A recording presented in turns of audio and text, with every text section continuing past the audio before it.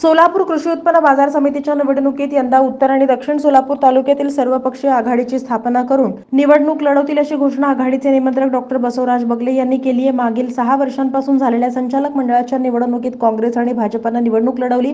निवडणुकीत दिलेल्या एकाही आश्वासनांची पूर्तता झाली नाही। उलट शेतकरी आणि व्यापाऱ्यांना लुटण्याचा एक कलमी कार्यक्रम राबवण्यात आला।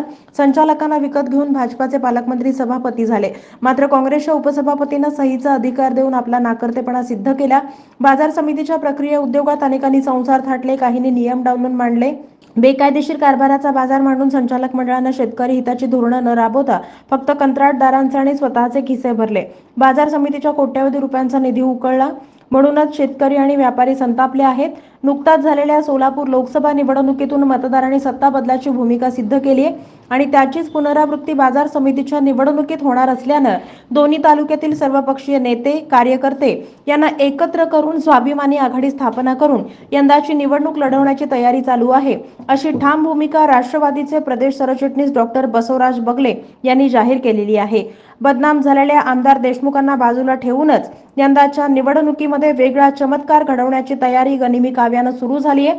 डॉक्टर बगले यांनी अनेकांची या विषयावर चर्चा आणि गाठीभेटीची मोहीम सुद्धा सुरू केली आहे।